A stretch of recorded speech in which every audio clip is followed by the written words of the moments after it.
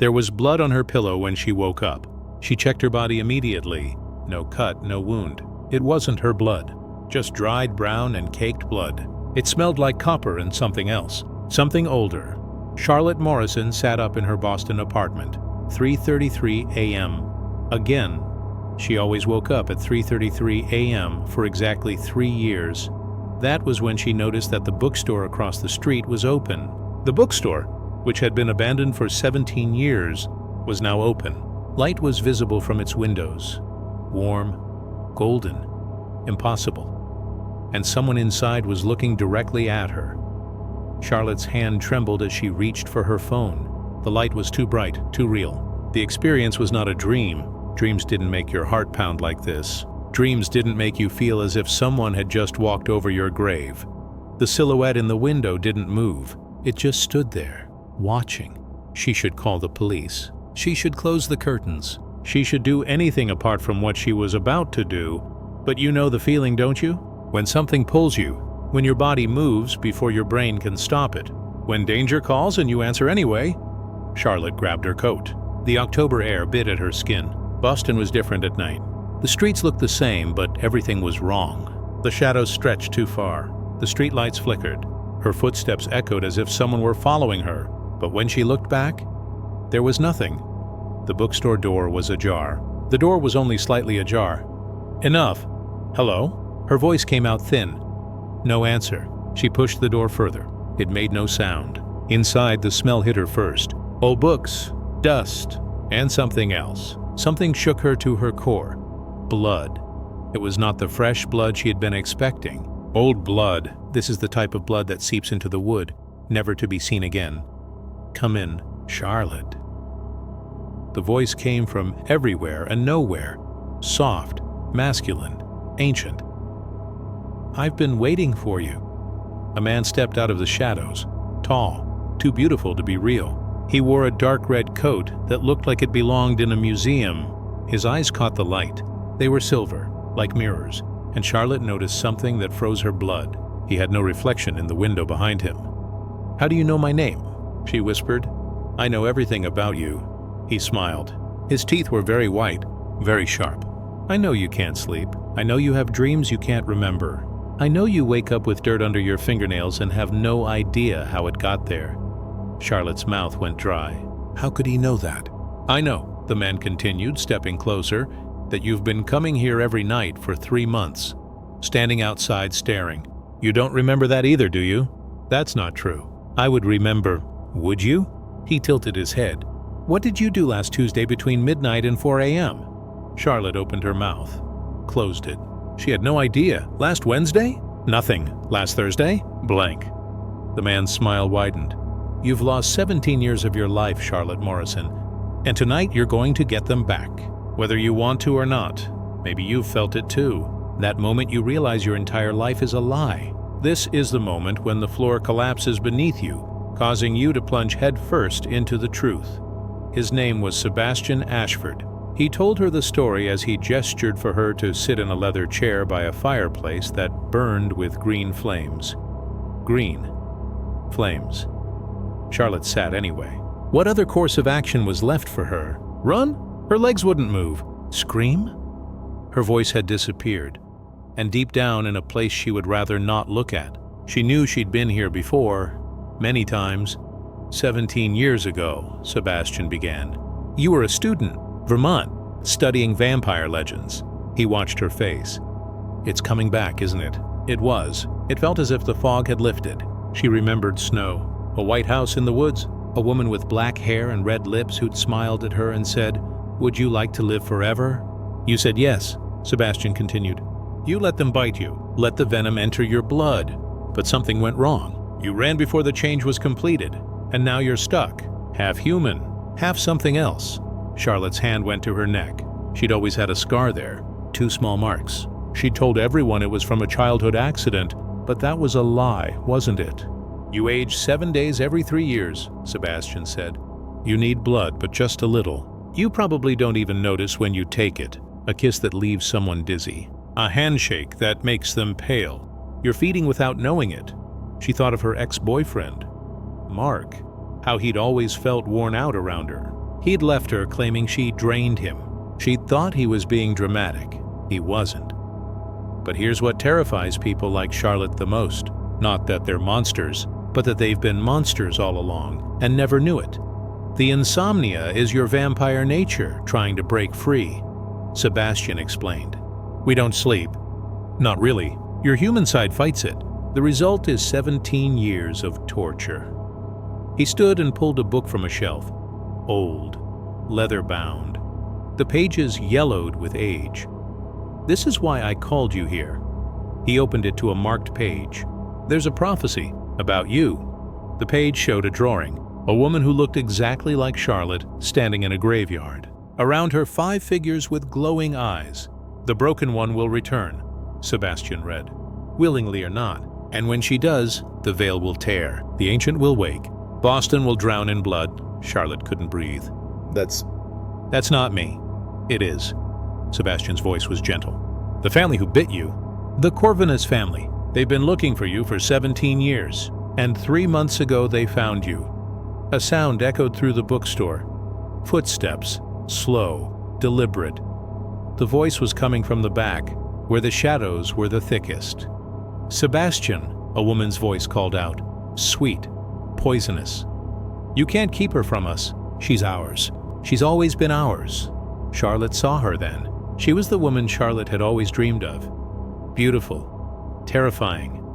Her skin was paper white. Her hair fell in black waves. Her dress looked like it was made from shadows. Her eyes were particularly striking. God, her eyes were red. Actually red. Hello, Charlotte, the woman purred. Did you miss us? We missed you. 17 years is such a long time to wait. 4 more figures emerged from the darkness. 2 men, 2 women. All of them impossibly beautiful. All of them are wrong. The Corvinus family.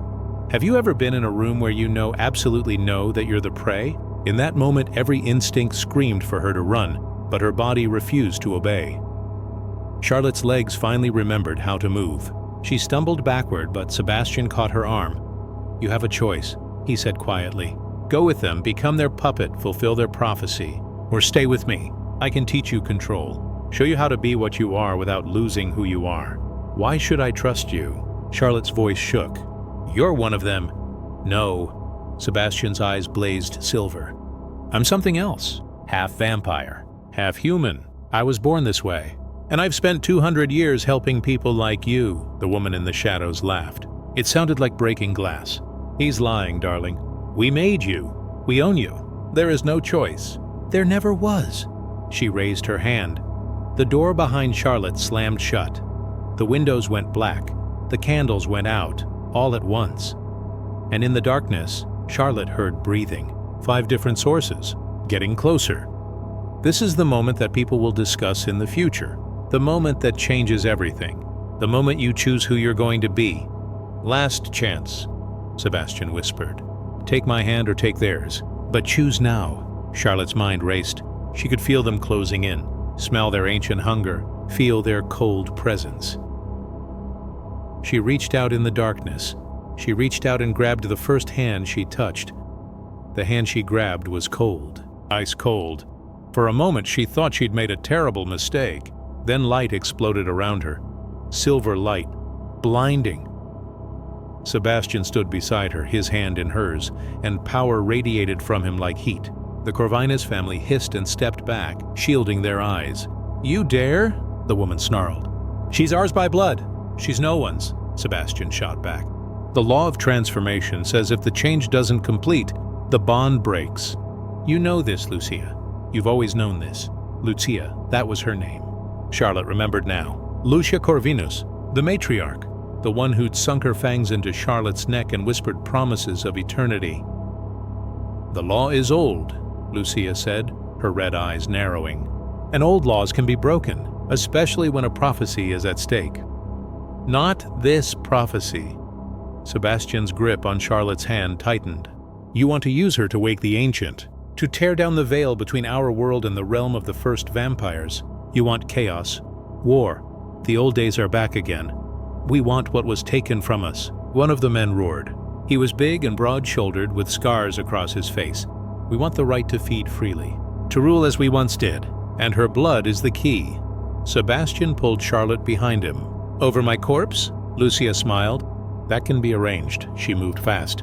Faster than Charlotte's eyes could track. One moment she was 10 feet away. The next, she was right in front of Sebastian, her hand at his throat.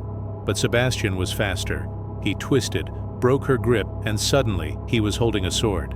Where it came from, Charlotte had no idea. It gleamed silver in the weird light, covered in symbols that hurt to look at.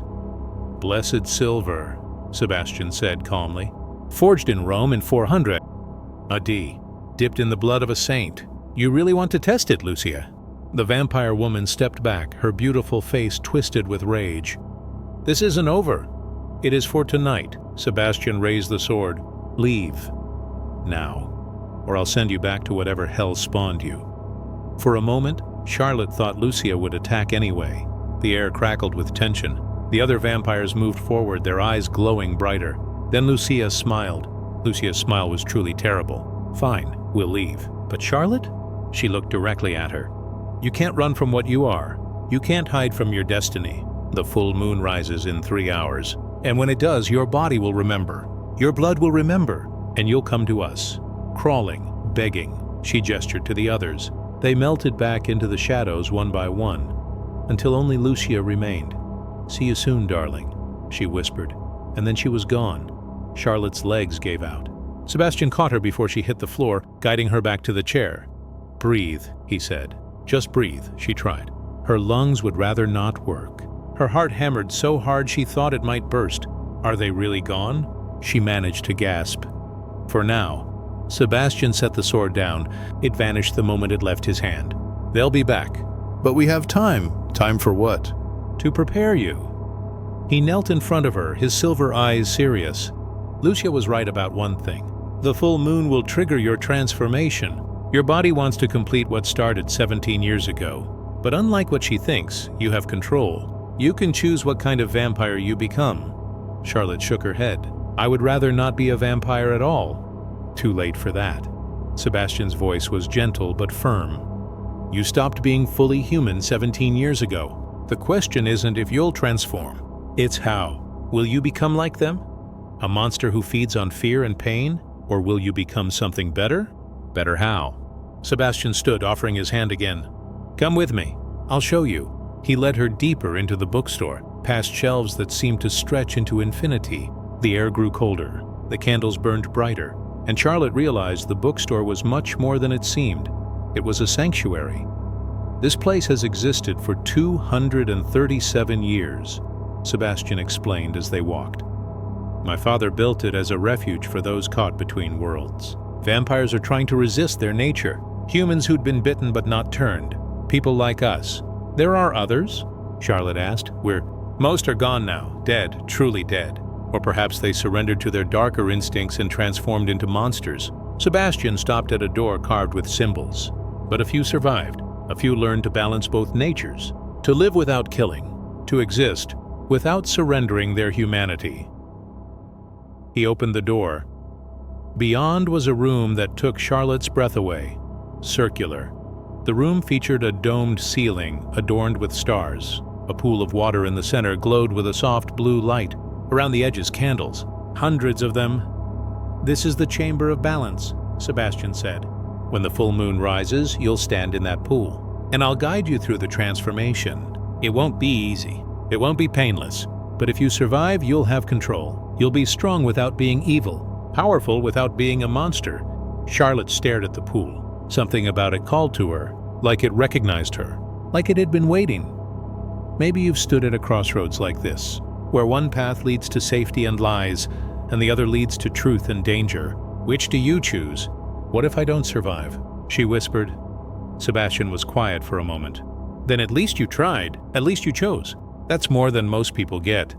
The next 2 hours passed in a blur. Sebastian taught her breathing techniques, meditation, ways to center her mind against the pain that was coming. He explained how vampire transformation worked, how the venom rewrote your DNA, how your heart slowed to 1 beat per minute, how your senses sharpened until you could hear a pin drop 3 blocks away. "You'll be stronger," he said, "faster, nearly immortal. But you'll also feel hunger like you've never felt before. The urge to feed will be overwhelming. That's when most people lose themselves. How do you resist it? Charlotte asked. Sebastian smiled sadly. You don't, not completely. You learn to meet this need in small ways. Blood banks, willing donors. If necessary, animals can also be used as donors. The key is never taking too much from one source, never killing. Have you ever killed? His smile faded. Yes, those were the days when I was young and foolish.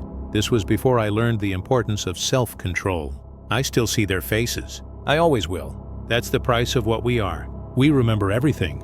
Every face, every scream. Each drop of blood left its mark. Forever. The weight of those words settled over Charlotte like a shroud. Forever. She'd never really thought about what that meant. Never aging, never dying. Watching everyone you love grow old and disappear while you stay the same, it sounded less like a gift and more like a curse. I'm scared, she admitted. Good, Sebastian said. Fear keeps you human. Lose that, and you lose everything. At 6:33 a.m., the full moon began to rise. Charlotte felt it immediately. A pull. She experienced a burning sensation in her veins. Her scar throbbed. Her vision sharpened. She could suddenly hear Sebastian's heartbeat, smell the old blood soaked into the bookstore's wood. She tastes copper on her tongue. It's time, Sebastian said. He led her to the chamber of balance. Charlotte stepped into the pool. The water was cold. The water was so cold that it burned her skin. She gasped. Stay calm, Sebastian instructed, standing at the edge. The pain is about to start. When it does, don't fight it. Flow with it. Let it change you, but hold on to who you are. Remember your name, your life, your choices. Don't let the hunger erase you. Charlotte nodded. She couldn't speak. The burning was spreading. The burning extended from her scar all the way down to her neck. The fire extended into her chest, her arms, her legs. Then the pain hit. It felt like her bones were breaking and remaking themselves, like her blood was boiling. It was like every nerve in her body was on fire. She screamed, couldn't help it.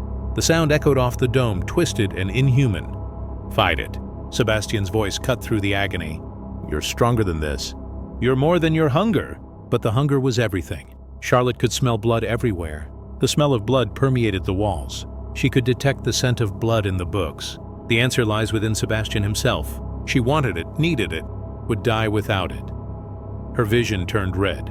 Her teeth ached, and somewhere in the distance, she heard Lucia laughing. This is what true transformation feels like. Not a slow change over the years, but the violent tearing apart of everything you were, everything you believed, everything you thought was real. The pain was unlike anything Charlotte had ever imagined. It wasn't just physical, it was deeper, like her soul was being ripped apart and stitched back together with burning wire. Her bones cracked, reformed, cracked again.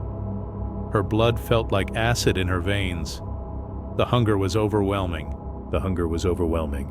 It consumed everything else, every thought, every memory. She embodied every aspect of her identity. Charlotte. Sebastian's voice cut through the red haze. Stay with me. Say your name. She couldn't. Her mouth wouldn't form words. Only screams. Your name? He shouted again. Remember who you are. Charlotte? She gasped. Charlotte Morrison. Good. Again! Charlotte Morrison! This time she spoke with greater volume. She struggled against the force that was attempting to erase her. The water around her turned dark. Not black. Red. Her blood was leaking out, mixing with the glowing blue. The pain intensified. She felt her teeth lengthen and sharpen, felt her nails extend into claws. This was it. The transformation.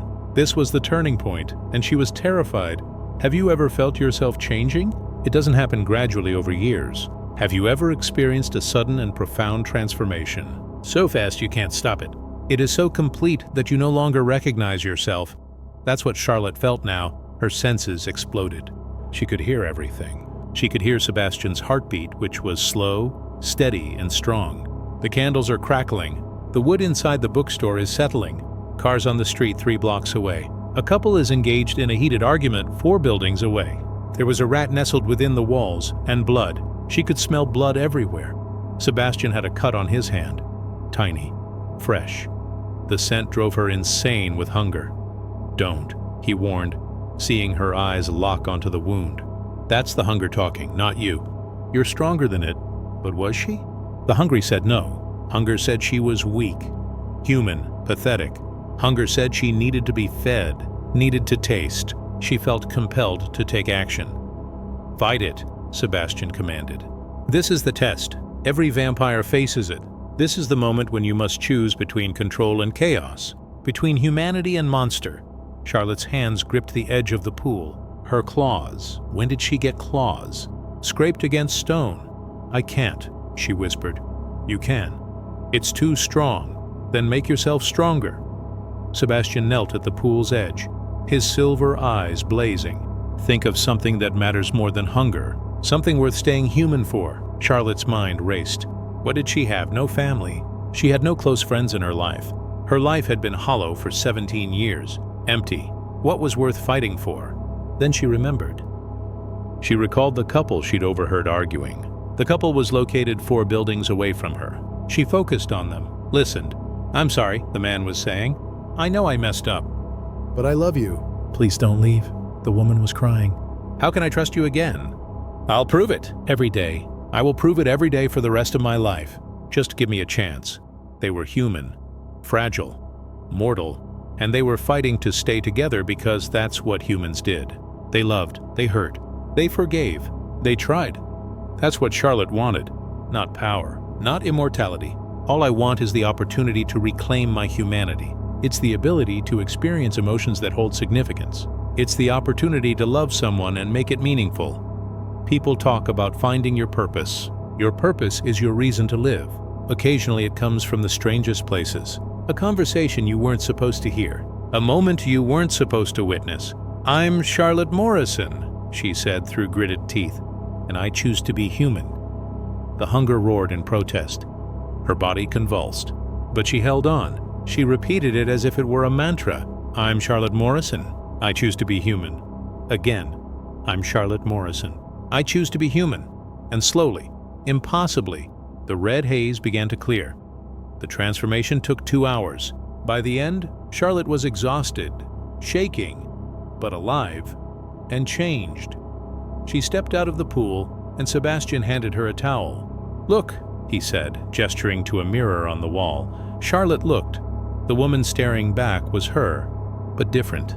Her skin was paler and smoother. Her eyes were brighter, still brown but with flecks of silver. Her features were sharper, more defined. She looked like an HD version of herself. "You did it," Sebastian said quietly. "You completed the transformation without losing yourself. That's rare." Very rare. Charlotte touched her face, felt her teeth. Normal now, but she knew they could extend at will. "What am I?" "A true vampire, but one with control. You'll need blood, but not much. Once a week, maybe less. You'll be stronger, faster, and harder to kill. But you'll still have your humanity, your compassion, your choice." The Corvinus family, they felt it. Sebastian moved to the window. Dawn was breaking. Pink and gold light spilled across the city. "They know you completed the transformation. They'll come for you again. Harder this time." "What do they want from me?" Charlotte asked. "Really?" Sebastian was quiet for a moment. "You remember the prophecy. The broken one will return. The veil will tear. The ancient will wake. You're not just any vampire, Charlotte. Your blood is unique. You were half-turned for 17 years. That's never happened before. Your blood exists in both states, human and vampire. It's the perfect bridge. Bridge to what? To the realm of the first vampires." Sebastian turned to face her. Long ago, before recorded history, the first vampires were gods. They ruled the night, fed on entire civilizations. Then humans learned magic, learned how to fight back. The vampires were defeated, sealed away in a realm between life and death. The veil separates our world from theirs.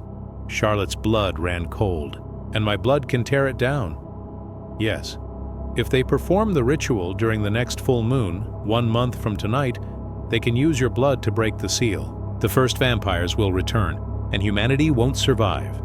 Ever been told the fate of the world rests on your shoulders? That sounds dramatic. Noble even, but mostly it just feels heavy, crushing, impossible. The weight of it pressed down on Charlotte. Why me? Why did they choose me 17 years ago? They didn't know, Sebastian admitted. You were just supposed to be another vampire, another soldier in their ranks. The incomplete transformation was an accident. But when they realized what you'd become, they saw an opportunity. They've been planning this for 3 years. Charlotte sank into a chair. So what do I do? You run. Far and fast. I have contacts in Europe, Asia, places they can't easily reach. Running didn't work 17 years ago. You were weak then, human. Now you're something else. You have a chance. Charlotte looked at him. Really looked at him. Sebastian was old, 200 years, he'd said. He'd spent his entire life helping people like her, fighting monsters like the Corvinus family, and he was tired. She could see it in his eyes. Or, as she asked, Sebastian smiled grimly.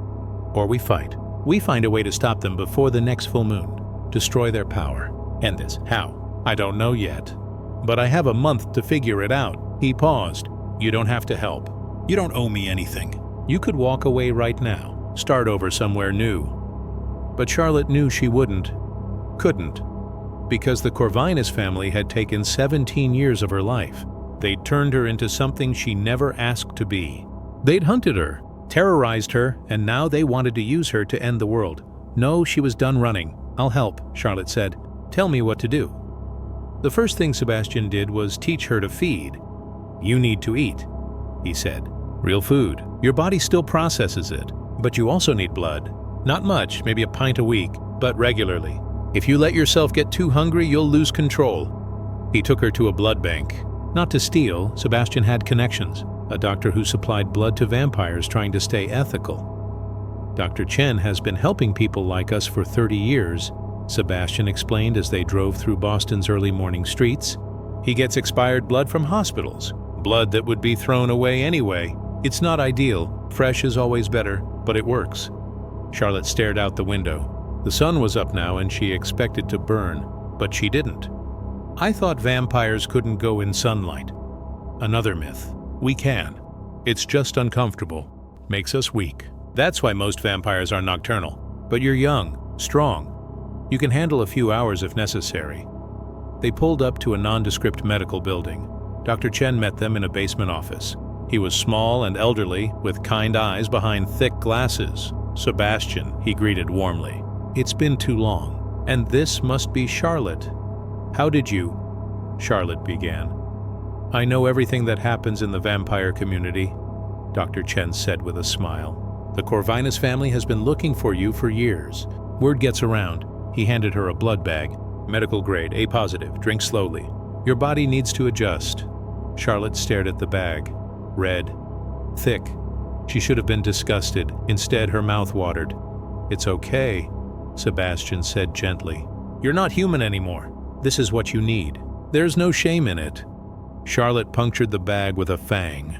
Weird how natural that felt. And drank. It tasted like everything she'd been missing for 17 years. Like coming home. Like finally being complete. The hunger that had gnawed at her subsided. Not gone, but manageable. Some things you can't describe to people who haven't experienced them. The relief of finally satisfying a need you didn't know you had. The feeling of pieces clicking into place. Good, Dr. Chen said. Now listen carefully. You'll need to feed once a week. Maybe twice if you're using your powers heavily. Never go more than 10 days without blood. If you do, the hunger will take over. You'll hurt someone. Understand? Charlotte nodded, wiping her mouth. Thank you. Don't thank me yet. The Corvinus family knows you're here. They know Sebastian is protecting you. They'll come for both of you. Dr. Chen's expression darkened. Be careful. Lucia is old, powerful. She won't stop until she has what she wants. They left the medical building just as the sun reached its peak. Charlotte felt it immediately. A pressure, a weakness. Like walking through water, we should get inside, Sebastian said. But before they could reach the car, Charlotte smelled it. Blood, fresh blood, close. She turned. An alley, 50 feet away. Someone was hurt. Charlotte, no, Sebastian began. But she was already moving, fast, faster than she'd ever moved in her life. The world blurred around her. In the alley, she found a young woman, 20 maybe, beaten, bleeding from a head wound. Her purse was gone. Her phone was smashed. Help, the woman whispered. Please, Charlotte knelt beside her. The blood smell was overwhelming. Her fangs extended automatically. The hunger surged back, stronger than before. Just one bite. Just a taste. The woman wouldn't even remember. Charlotte. Sebastian appeared behind her. His voice was calm. Step away. She's hurt, Charlotte managed. We have to help, we will. But not you. Not right now. You're too new. Too hungry. Step away. Charlotte's hand shook. The woman's heartbeat was loud. So loud. And the blood. You know that feeling when you're starving and someone puts your favorite food in front of you? When your body screams to just take it? Charlotte felt that now. Magnified 1,000 times. But she also remembered the couple arguing. The man is begging for forgiveness. The woman is crying. Humans loving and hurting and trying to stay together. This woman was human. Hurt. Scared. And Charlotte could help her without hurting her. She pulled out her phone. Her hand still worked, somehow, and dialed 911. "There's a woman in the alley on Boylston Street," she said, her voice steady. "She's been attacked. She needs an ambulance." Then she stood. Stepped back. Let Sebastian kneel beside the woman and apply pressure to her wound with his jacket. The hunger raged. But Charlotte controlled it. This is what strength really means. Not how hard you can hit, not how fast you can move, but how much can you resist when every cell in your body screams for you to give in. "Good," Sebastian said quietly, not looking away from the injured woman. "That's control. That's how you stay human." Sirens wailed in the distance, getting closer. Charlotte and Sebastian disappeared before anyone could see them. That night, Sebastian took Charlotte to the library. Not a normal library, a secret one, hidden beneath the bookstore, downstairs that seemed to descend forever. The air grew colder with each step, damper. Charlotte could smell old stone, old magic, old blood. "This is the archive," Sebastian said as they reached the bottom. "Everything about vampire history is here. Every bloodline, every prophecy, every weakness." The room stretched impossibly wide. Shelves filled with books, scrolls, and tablets. Some looked ancient. Some looked like they shouldn't exist at all. Candles floated in the air, casting dancing shadows. And in the center, a table. On it, a map of Boston covered in red marks. "These are the Corvinus feeding grounds," Sebastian explained, pointing to the marks. "Places they've taken victims over the past 3 months. They're getting bolder, sloppier. That means they're preparing for something big." Charlotte studied the map. The marks clustered around specific areas. "What are they planning?" "The ritual requires more than just your blood. They need power, lots of it. They're building it up through feeding. Each victim strengthens them." Sebastian's jaw tightened. "We need to stop them before they're strong enough to perform the ceremony." "How?" Sebastian pulled out an ancient book. The cover was black leather, bound with silver chains. "Every vampire bloodline has a weakness, something unique to them. The Corvinus family's weakness is here." He opened the book. The pages were filled with cramped handwriting in a language Charlotte didn't recognize. "Latin," Sebastian said, "mixed with Old Romanian. This book was written by a hunter in 1687. He tracked the Corvinus family for 20 years, killed 3 of them before they got him." "How many are in the family now?" 5. "Lucia, the matriarch, Marcus and Victor, her brothers, and Elena and Adrian, her children. All of them are over 300 years old. All of them deadly." Charlotte's stomach twisted. 5 ancient vampires against her and Sebastian. Those weren't good odds. Ever looked at a problem and thought, "This is impossible," but then you remember. Impossible things have been happening to you for 17 years. "What's one more?" "The hunter discovered something," Sebastian continued, running his finger down the page. "The Corvinus family isn't just powerful because they're old. They're bound together, a blood oath. They share power, share strength. That makes them nearly impossible to kill individually." "Nearly?" Sebastian smiled. It wasn't a nice smile. "Break the blood oath, and they become vulnerable. Mortal, almost. The hunter figured out how to do it. But he died before he could finish the job." "What do we need?" 3 things. Sebastian counted on his fingers. "First, something that belonged to their maker, the vampire who turned Lucia 300 years ago. Second, a weapon blessed by someone pure. And third, your blood." Charlotte's hand went to her neck. "Why my blood?" "Because you're the bridge, remember? Your blood exists in both states. It can break bonds as easily as it can create them. If we mix your blood with the right ingredients and perform the right ritual, we can shatter their blood oath. Make them weak." It sounded simple. "Too simple. What's the catch?" Charlotte asked. Sebastian's expression darkened. "The ritual has to be performed at the source of their power. The place where Lucia first became a vampire. Where the blood oath was made? Where's that?" "The White House in Vermont. The one where they bit you 17 years ago?" Charlotte's blood ran cold. The memories rushed back. Snow. Darkness. The woman with black hair was smiling as she sank her fangs into Charlotte's neck. The pain, the fear, the feeling of dying. "I can't go back there," she whispered. "You have to. It's the only way. Have you ever had to return to the place where your worst nightmare happened? Where everything changed? Where did you lose yourself?" That's what Sebastian was asking Charlotte to do. "I know it's hard," he said gently, "but we don't have a choice. The next full moon is in 3 weeks. We need to break their power before then. What if we just run? Leave Boston. Hide. They'll find you." "They always do. And next time, they won't wait for a full moon. They'll take you by force. Complete the ritual whether you agree or not." Charlotte sank into a chair. Her new vampire strength didn't make this decision any easier. "What are our chances?" Sebastian was quiet for a long moment.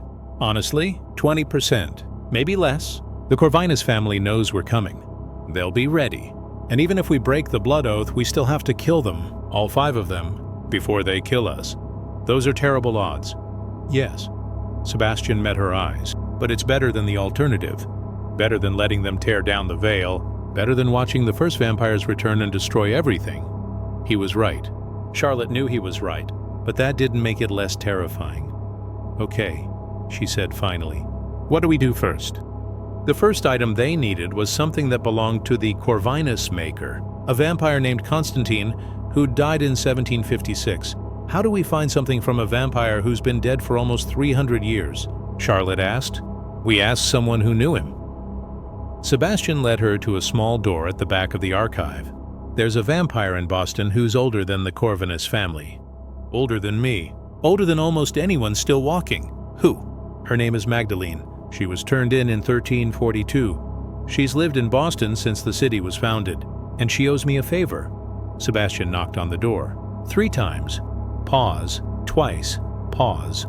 Once. The door opened. Beyond was a room Charlotte didn't expect. Warm. Cozy. Filled with plants and soft lighting. It looked like someone's grandmother's house. A woman sat in a rocking chair by a fireplace. Small. Delicate. White hair in a neat bun. She wore a cardigan and reading glasses. She looked about 70. She was actually 683. "Sebastian," Magdalene said, her voice like honey. "It's been too long, and you brought a fledgling." "How delightful! Hello, Magdalene. I need your help." "Of course you do. No one visits old Magdalene unless they need something." But she smiled warmly. "Sit, both of you. I'll make tea." "We don't have much time," Sebastian began. "There's always time for tea," Magdalene interrupted firmly, "especially when discussing matters of life and death." She moved to a small kitchen. Charlotte heard water boiling and cups clinking. It was all so normal, so human. "She's the oldest vampire in America," Sebastian whispered, "but she refuses to act like it. Says being civilized is the only thing that keeps her from going mad." Magdalene returned with a tray. 3 cups, steam rising. "I heard about the Corvinus family's little prophecy," she said, handing Charlotte a cup. "Word travels fast in our community. You're the broken one."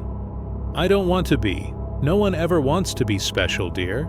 But here we are." Magdalene settled back into her rocking chair. "You want to know about Constantine, the vampire who made Lucia? You knew him?" Charlotte asked. "Oh yes. Nasty creature, cruel, sadistic. He turned people for sport. He created vampires solely to observe their suffering. Lucia was one of his victims."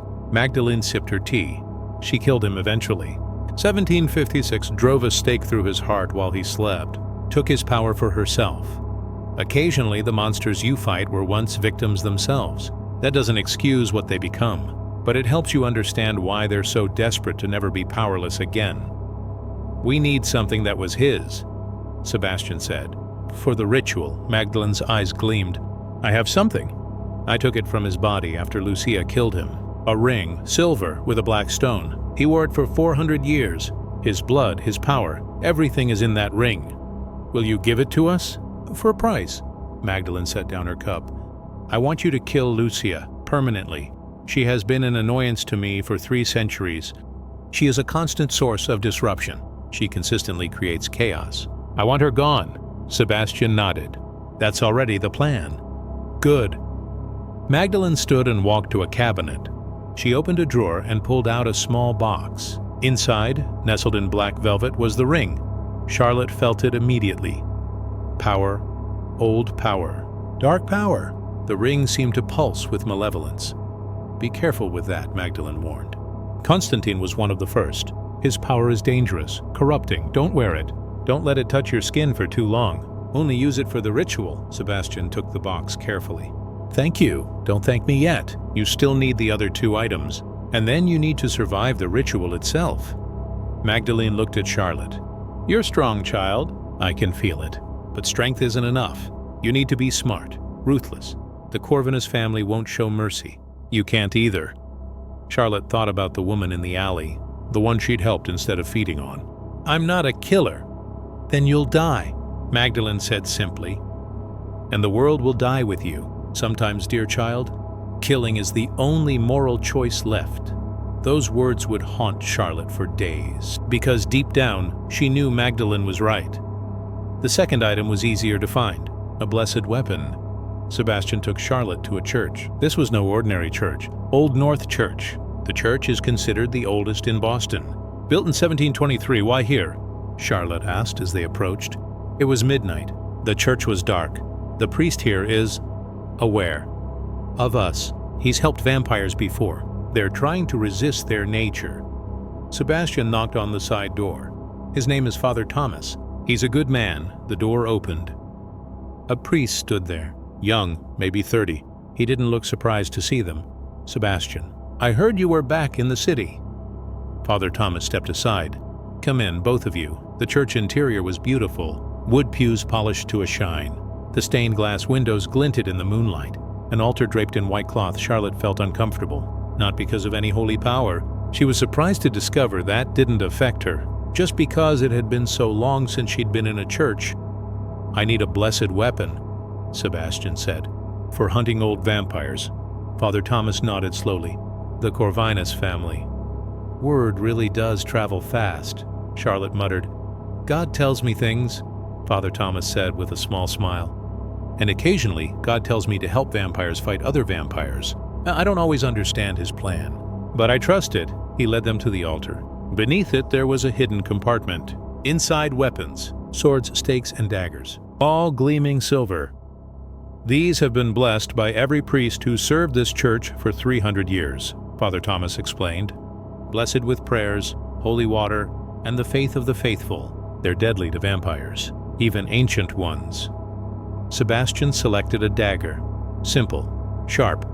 The handle is carved with crosses. This one, he said. Father Thomas took the dagger and knelt before the altar. He prayed quietly. Charlotte couldn't hear the words, but she felt them. A sense of warmth permeated the church. She sensed a power distinct from that of vampires. Gentler. However, its strength remained unchanged.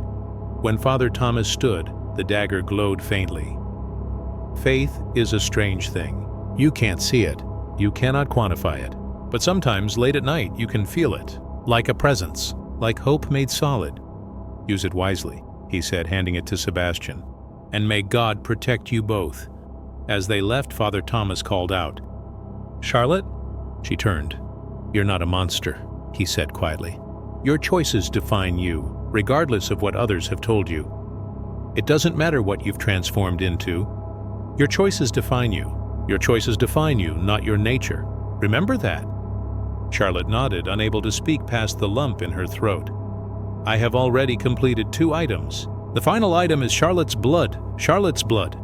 This is the easy part, Sebastian said as they left the church, and we just need to collect it at the right time, during the new moon, when your power is at its peak. When's that? 5 days from now. 5 days to prepare. 5 days before they went to Vermont. 5 days before Charlotte faced the Corvinus family again. 5 days before everything changed. They spent those days training. Sebastian taught Charlotte how to fight, how to move faster than human eyes could track, how to use her strength without losing control, how to kill if necessary. Vampires can be killed, he explained during one session. Stake through the heart, decapitation, fire. If they are exposed to sunlight for an extended period, they can heal quickly. But ancient vampires are harder. They heal fast.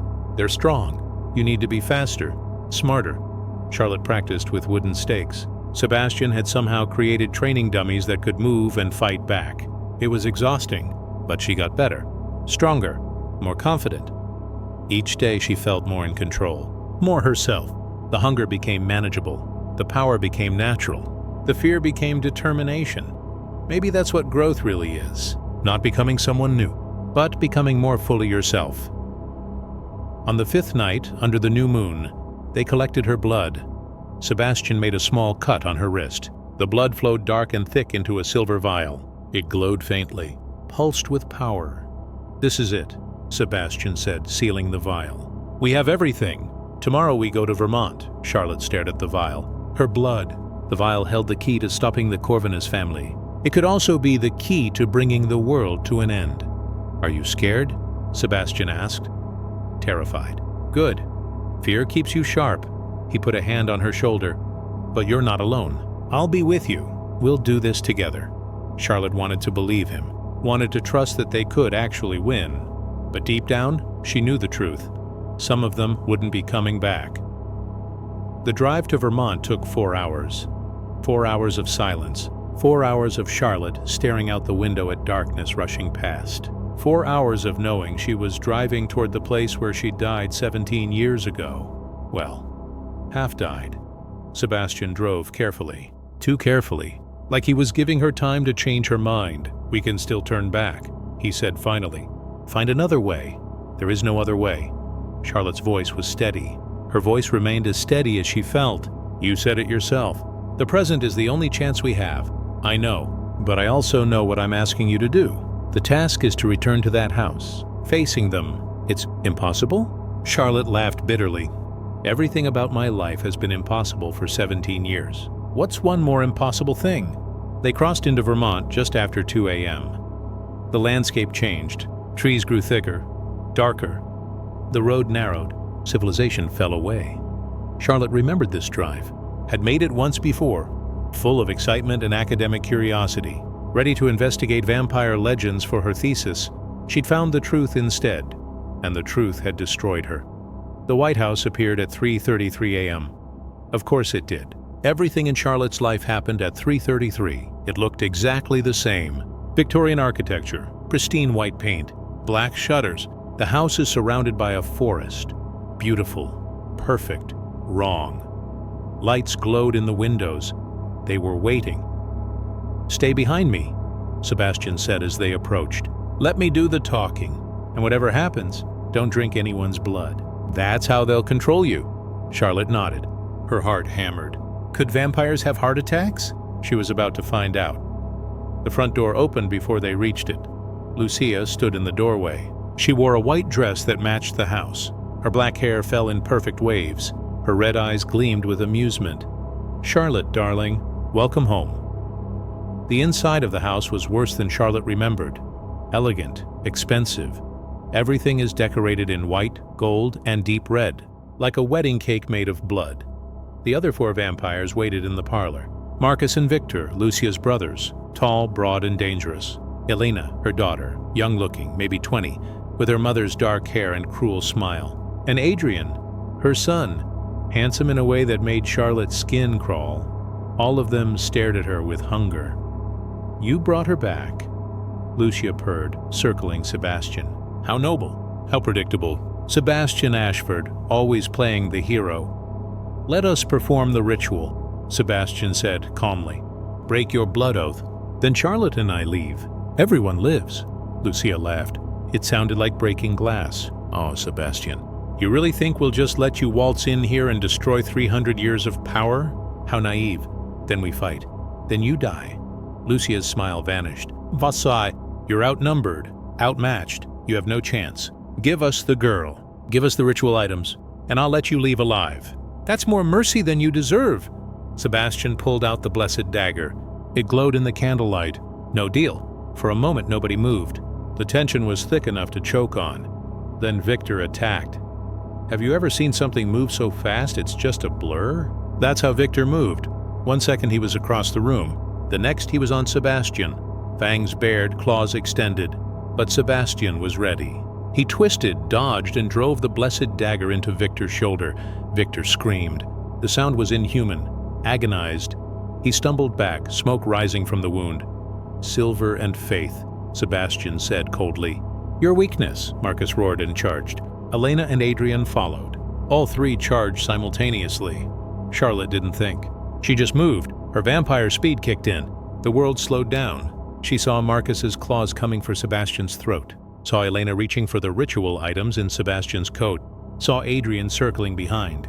Charlotte grabbed Marcus by the arm and threw him, across the room. He was thrown through a wall. The sound of splintering wood echoed through the house. Elena turned to her, eyes wide. Impossible. You're too young, too weak. Want to test that theory? Charlotte's fangs extended. Her claws came out. And for the first time since her transformation, she felt powerful. She felt not just powerful, but dangerous. Dangerous. Elena attacked. Fast. Vicious. Her nails raked across Charlotte's face, drawing blood. It should have hurt. It did hurt, but Charlotte barely felt it. She was too focused, too angry. 17 years. The past 17 years have been filled with terrifying nightmares. Her identity remained a mystery for 17 years. 17 years of fear, all because of this family. Do you ever reach that point where fear turns into fury? Where you're so done with being scared that you become the thing people should fear? Charlotte caught Elena's wrist mid-strike, twisted, broke it. Elena screamed. Charlotte didn't stop. She drove her fist into Elena's stomach, then her face, then slammed her into the floor hard enough to crack the wood. That's for stealing my life, Charlotte hissed, but 5 against 2 was bad odds. Even with surprise on their side, Adrian grabbed Charlotte from behind, his arm around her throat. Stop fighting. You're only making the situation harder. Sebastian was surrounded. Victor had recovered. Marcus was back through the hole in the wall, bleeding but alive. The 3 brothers circled him, coordinating their attacks, and Lucia watched it all with a smile. You see, she said, you can't win. You were foolish to come here. Charlotte struggled against Adrian's grip. He was strong. So strong. Her vision started to dim. Then she remembered what Magdalene had said. Be smart, ruthless. The Corvinus family won't show mercy. You can't either. Charlotte stopped struggling. Let her body go limp. Adrian loosened his grip. Just a fraction. Charlotte threw her head backward, felt his nose crunch. He staggered, releasing her. She spun and drove her hand into his chest. The strike was not deep enough to reach his heart, but deep enough to hurt? That's for touching me? She said. Adrian fell to his knees, gasping. Sebastian fought like a demon. The blessed dagger flashed. Victor fell with a wound across his throat. Marcus stumbled back, his arm hanging useless, but Sebastian was slowing down. Bleeding. Hurt. Now, he shouted to Charlotte. The ritual. Now. Charlotte pulled out the silver vial of her blood. The ring from Constantine. The blessed dagger. Sebastian threw it across the room and she caught it. Lucia's eyes widened. No! Stop her! But Charlotte was already moving. She poured her blood onto the floor in a circle, placed Constantine's ring in the center, began the words Sebastian had taught her. Latin mixed with Romanian. Ancient. Powerful. The house shook. The candles went out, and something changed in the air. A breaking. A tearing. The sound resembled the ripping of fabric. Lucia screamed, "What have you done?" "I broke your blood oath," Charlotte said. "You're not connected anymore. You no longer share power. You're just 5 vampires. Weak. Vulnerable." And it was true. Charlotte could see it. The Corvinus family looked different. Smaller. Less imposing. The power that had radiated from them was gone. They were still dangerous. Still fast and strong, but they could be killed now. This is the moment in every story where the tide turns, where the underdog gets their chance, where impossible becomes possible. "Kill them!" Lucia shrieked. "Kill them both!" But her family hesitated. For the first time in 300 years, they were afraid. Sebastian didn't hesitate. He grabbed Elena and drove a wooden stake through her heart. She turned to dust. She vanished in an instant. Her existence spanned 300 years. Gone. Victor roared and attacked Sebastian. But without the blood oath, he was slower, weaker. Sebastian dodged and decapitated him with the blessed dagger. 2 down. There were still 3 players remaining. Marcus grabbed Charlotte, his hands closed around her throat. "You ruined everything!" Charlotte couldn't breathe, couldn't move. Marcus was still stronger than her, but she was smarter. She grabbed the ring from the ritual circle. Constantine's ring. The ring continued to pulse with a dark power. She pressed it against Marcus's face. He screamed. His skin sizzled, burned. The ring was poison to him. His maker's power turned against him. Marcus released her and stumbled backward. Charlotte didn't give him a chance to recover. She picked up a broken piece of wood from the wall and drove it through his chest. 3 down. Adrian tried to run. Sebastian caught him at the door. There was no mercy, no hesitation. The killing was swift and precise. 4 down. Only Lucia remained. She stood in the center of her destroyed parlor, her perfect house in ruins. Her family is dead, her 300-year plan shattered. "You," she whispered, staring at Charlotte. "You were supposed to be ours. You were supposed to help us rule." "I'm nobody's," Charlotte said. "Not yours, not anyone's. I choose who I am." Lucia's face twisted with rage. "Then die with your choice!" She attacked with everything she had, faster than Charlotte had seen anyone move. Her claws went for Charlotte's throat, her fangs aimed at her neck. But Charlotte was ready. She'd been ready for 17 years. She caught Lucia's wrists. She held Lucia back. And for a moment, they were frozen. Vampire against vampire. The old power confronted the new. "You took everything from me," Charlotte said quietly. "My life, my memories, my humanity. You turned me into something I never asked to be." "I gave you a gift," Lucia snarled. "You gave me a curse." Charlotte's grip tightened. "But you know what? I'm taking it back. I'm making it mine, and I'm ending you." Sebastian appeared behind Lucia. The blessed dagger flashed. Lucia's eyes widened. She looked down. The dagger protruded from her chest, right through her heart. "This is for every person you've hurt," Sebastian said. "Every life you've destroyed, every victim you've taken." Lucia tried to speak. Couldn't. Her body began to crumble, turn to dust. "Goodbye, Lucia," Charlotte whispered. The matriarch of the Corvinus family dissolved into nothing.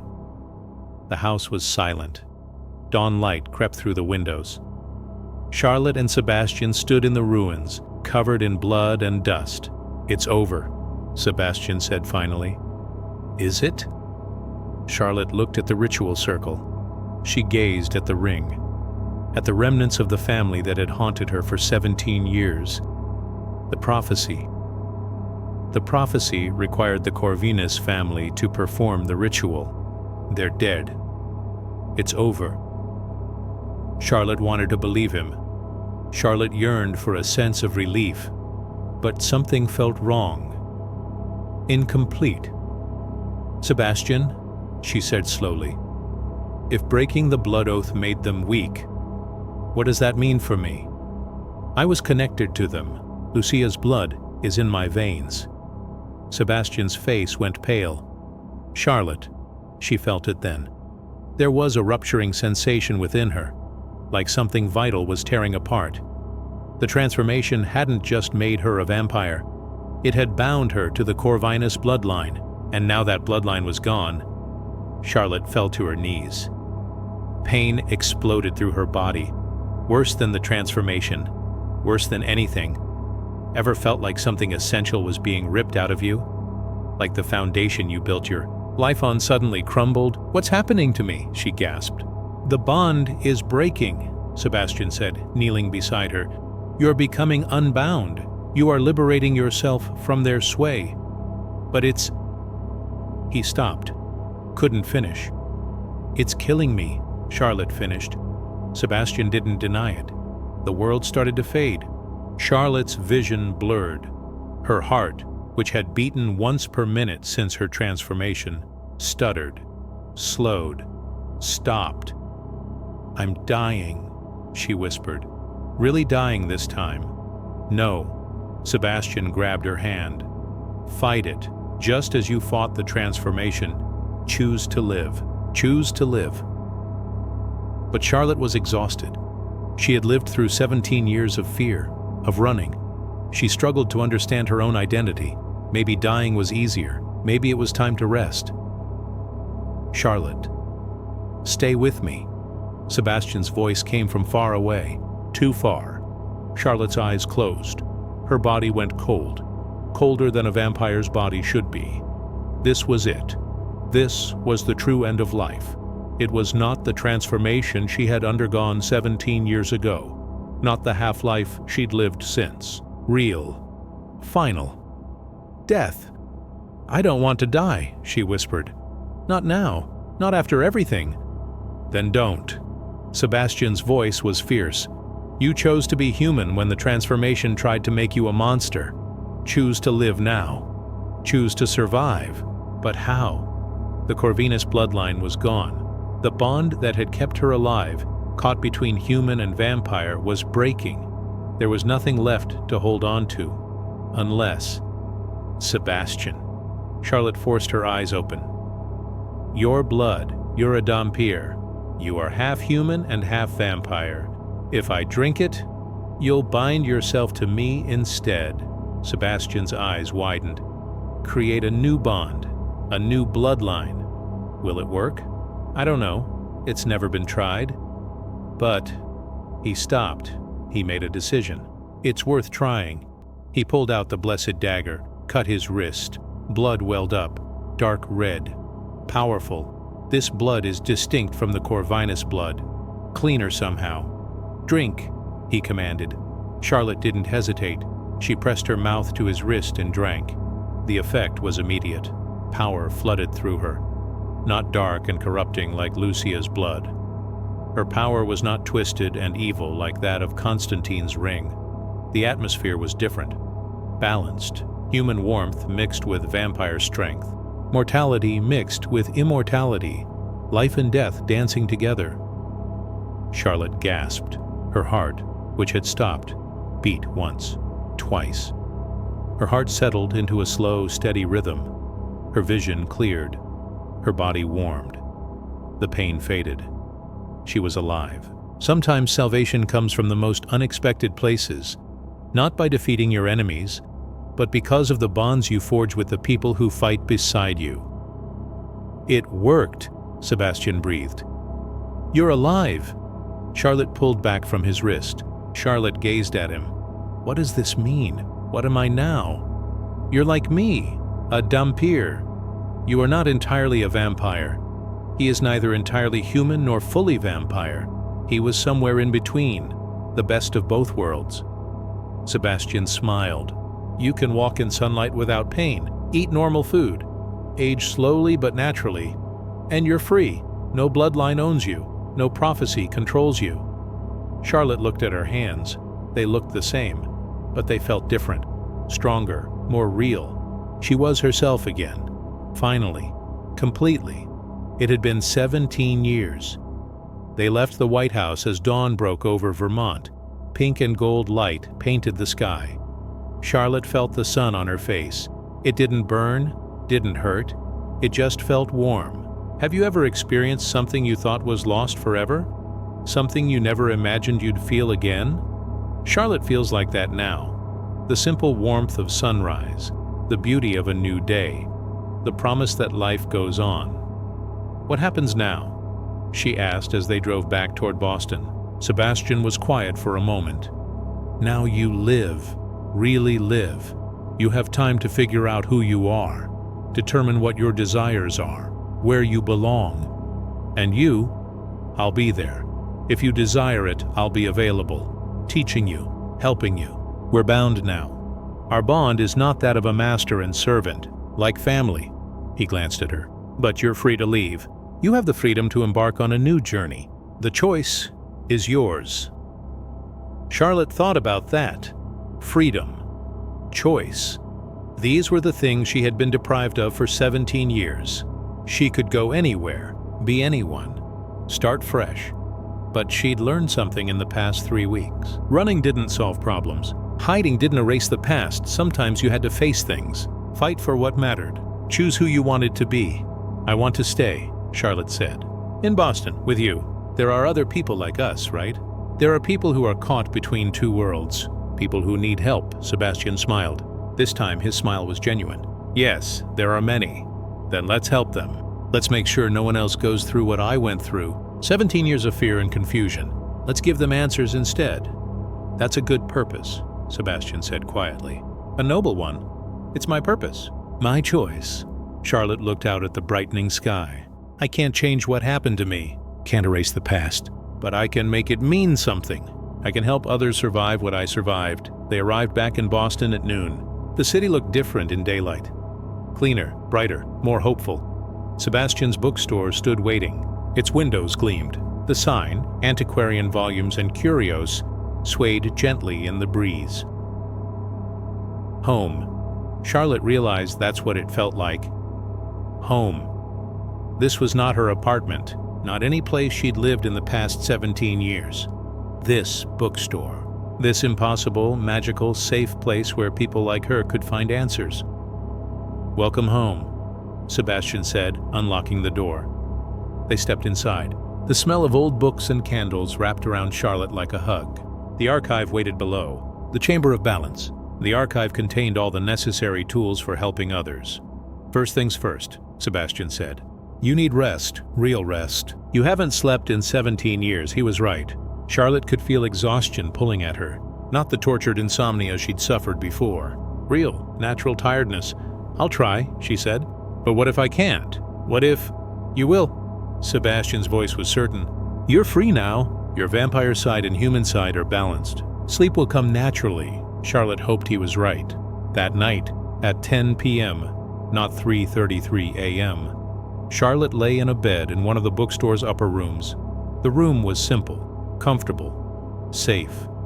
She closed her eyes. She patiently waited for the onset of her familiar insomnia. She was waiting for her mind to race, for the nightmares to begin. But they didn't come. Instead, she felt herself drifting, floating. Sinking into darkness wasn't scary, just peaceful. And for the first time in 17 years, Charlotte Morrison slept, really slept. She dreamed of sunrise. On warm days, laughter and choices and freedom, she dreamed of herself. Not the broken half-vampire. She was no longer the terrified woman fleeing from her past. Just herself. Whole. Complete. Free. When she woke, it was morning. Sunlight streamed through the window. Charlotte sat up, feeling refreshed. Alive. Real. Sebastian stood in the doorway, holding a cup of coffee. How do you feel? Good, Charlotte smiled. Really good, I slept. Actually slept. I know. I checked on you 3 times. You were out cold for 9 hours. He handed her the coffee. Welcome to your new life. Charlotte sipped the coffee. It tasted better than she remembered. Everything seemed better, sharper, more vibrant. What's first? She asked. First, breakfast. Then I'll show you the archive properly. Teach you everything I know. After that, Sebastian smiled. After that, we wait. Someone will come. Someone always does. There will always be someone who is caught between two worlds. There is always someone in need of help. And we'll be ready. Charlotte nodded. She thought about all the people out there, scared, confused, alone. This was exactly how she had felt. They didn't have to stay that way. Not anymore. I'm ready, she said, and she was. Epilogue. 3 months later, Charlotte stood in the bookstore at 3:33 a.m. But this time, she wasn't afraid. Wasn't tortured by insomnia. She was there by choice. Waiting. The bell over the door chimed. A young man entered. 25 maybe. He looked exhausted, terrified, lost. Please, he said. I need help. Something happened to me 6 months ago. I was attacked, bitten, and now I can't sleep. Can't eat. I find it difficult to recollect entire days. I don't know what's happening to me. Charlotte smiled gently. She'd been exactly where he was. She knew his fear, his confusion, his desperation. Maybe you know someone like this. Someone lost between who they were and who they're becoming. Someone who needs a guide, and I can help you, she said. My name is Charlotte, and I know exactly what you're going through. She gestured toward the chairs by the fireplace. Sit. Let me tell you a story. about a girl who was bitten 17 years ago, about how she survived, about how she found herself again. The young man sat. Hope flickered in his eyes, and Charlotte began to speak. Because that's what survivors do. They help others survive. They turn their pain into purpose. They transform their trauma into triumph. They tell their stories, and in doing so, they save lives. Charlotte Morrison had been broken, lost.